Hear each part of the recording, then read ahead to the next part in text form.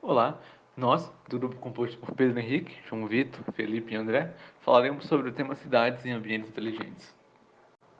E para começar, por que não partimos para a questão o que é uma cidade inteligente?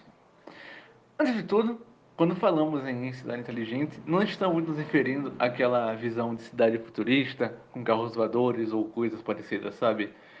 Mas, antes de qualquer coisa, nós falamos sobre formas de combater os problemas imperativos do descontrolado crescimento urbano, problemas esses que afetam e muito a vida das pessoas.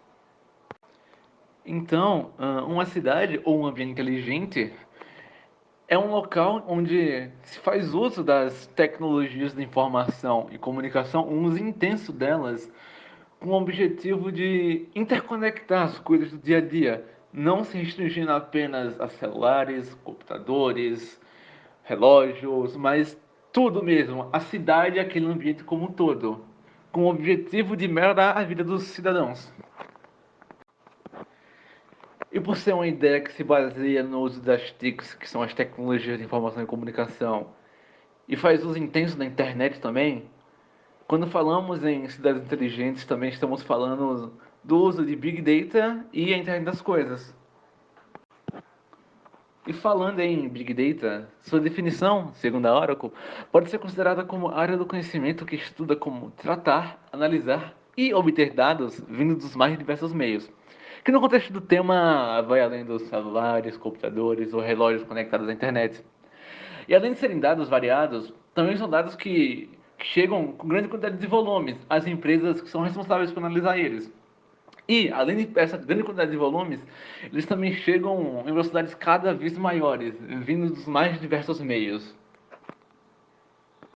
Bom, meu nome é João e agora eu vou falar um pouquinho mais sobre a internet das coisas. A internet das coisas ela é caracterizada pelo estabelecimento de conexão entre os aparelhos do cotidiano e a rede mundial de computadores.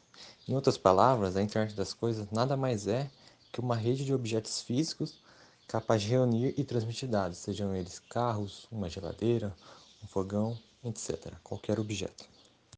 Bom, quais são os benefícios que as cidades inteligentes irão trazer para a nossa sociedade? Primeiro de tudo, vai trazer sustentabilidade para as cidades, com otimização de recursos, um menor impacto ambiental, uma mobilidade mais efetiva, além de que é feito do cidadão para o cidadão. Outro tópico importante também é a integração das fontes de informação. Uma vez que as empresas e os organismos públicos passam a gerar informações que são processadas na rede, elas servirão de base para as tomadas de decisões. Também outro tópico importante, ambiente atrativo para clientes e investidores. Os recursos adicionais que elas oferecerem em termos de velocidade de acesso a informações criam um cenário ideal para desbravar novos mercados e gerar negócios. E, por último, as cidades estarão sempre progredindo. Isso é um fato que a tecnologia já vem fazendo isso e quando vinha a instalação de cidades inteligentes, aí elas irão progredir continuamente. Portanto, agora a gente vai mostrar dois exemplos na prática sobre tudo que a gente falou, sobre o Big Data, sobre a internet das coisas, sobre os benefícios que as cidades inteligentes podem trazer para a nossa sociedade. Bom, o primeiro exemplo é o sistema digital de trânsito de ônibus lá em Barcelona. O que esse sistema digital de trânsito de ônibus ele faz? Bom, a pessoa utiliza ele e através dele ele nos dá as informações sobre qual linha está mais lotada, qual linha está mais vazia, qual linha vai mais rápido, qual linha está mais devagar. Todas essas informações auxiliam a pessoa que está utilizando o sistema a tomar alguma decisão. Então, esse está mais rápido, então eu vou por esse. Bom, o segundo exemplo que a gente vai dar é sobre o poste de luz inteligente, com internet 5G, estação meteorológica e detector térmico de tráfego lá em Hong Kong. Isso é a prova viva da internet das coisas. Estamos colocando tecnologia, conectando informações em um poste. Então, no poste tem internet, tem uma estação meteorológica e tem um detector térmico de tráfego. Tudo isso gerando informações para nossos big data, para o nosso nome da cidade e auxiliando e trazendo benefícios para as cidades. Já dentre os principais desafios para a implantação do estilo de cidade, podemos citar inicialmente o financiamento. Atualmente, para a criação dessas Smart Cities, existem duas possibilidades viáveis. A primeira é recorrer à solicitação de investimentos públicos do município, algo mais difícil, uma vez que se deve justificar e convencer aqueles que aprovam ou desaprovam a liberação da verba sobre a real necessidade da mesma. Já a segunda possibilidade é através de parcerias público-privadas, onde, através de incentivos fiscais, se estimula o investimento da empresa privada na própria cidade, permitindo assim o crescimento tecnológico do local. Outro dos principais desafios são as limitações tecnológicas em certas regiões do planeta. Entre elas, pode-se citar a ausência da internet em alguns pontos da cidade, fator que impediria a integração completa da mesma. Além disso, em vários pontos do mundo, automatizar uma cidade pode ser um investimento extremamente caro e não viável a longo prazo, devido às condições socioeconômicas do país, que possui a tecnologia encarecida. Por fim, esses mesmos países com pouco conteúdo tecnológico acabam tendo também poucos profissionais na área, o que tornaria ainda mais difícil e custoso montar a parte eletrônica da cidade. Por fim, um ponto também extremamente relevante de se considerar é o fator humano envolvido no processo. Perguntas como: as pessoas se sentem seguras ou invadidas ao serem monitoradas o dia inteiro não devem deixar de ser feitas. Outra consideração a se fazer é sobre como incluir pessoas mais velhas e não afeiçoadas com a tecnologia dentro dessas cidades, uma vez que suas curvas de aprendizado são bem diferentes da de alguns jovens. Dessa forma, ao se considerar todos esses pontos, se torna evidente que, mesmo com tantos benefícios, as cidades inteligentes ainda têm um caminho difícil pela frente, que precisam superar para conseguirem se tornar cada vez mais presentes no mundo. Bom, para finalizar essa apresentação, eu vou apresentar um método de otimização desses sistemas de IoT utilizados em cidades inteligentes, que foi desenvolvido pela SBC em um artigo científico. Esse artigo vai se disponibilizando na bibliografia.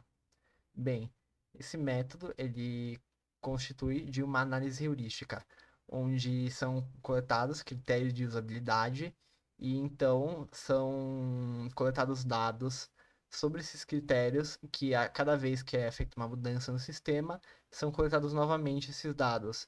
E dessa forma, consegue-se constatar o que melhora ou piora a usabilidade do sistema.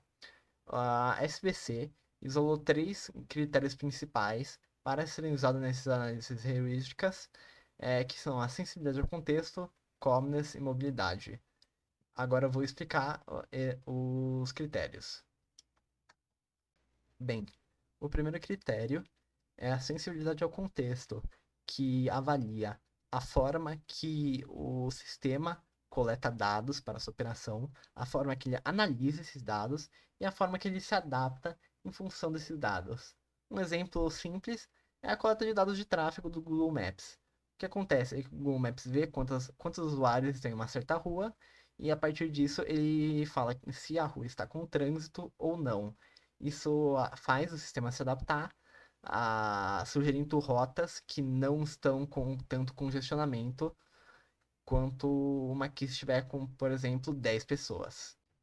O segundo critério é calmness, que ele se refere à não interferência do sistema com a rotina dos usuários. Isso é que o sistema ele não deve interromper as atividades do usuário e ele não deve ser uma coisa que atrapalha. Então, uma coisa que exemplifica isso, uma violação desse critério, é que é possível falsificar o trânsito no Google Maps usando mais de um telefone, o que pode possivelmente interromper a rotina de motorista. O que aconteceu nesse caso foi que um artista, ele colocou 10 telefones em um carrinho e andou por essa rua. Uh, Esse caso não teve muita repercussão, porém uma pessoa mal intencionada pode usar isso em, por exemplo, uma rua crítica de uma cidade para atrapalhar motoristas. Isso também entra no primeiro critério, o de sensibilidade ao contexto, porque a análise desses dados pelos telefones, foi errônea. Então, isso violou o critério de sensibilidade ao contexto. O último critério é a mobilidade, que é a disponibilidade de informações desse sistema qualquer hora e lugar. Então,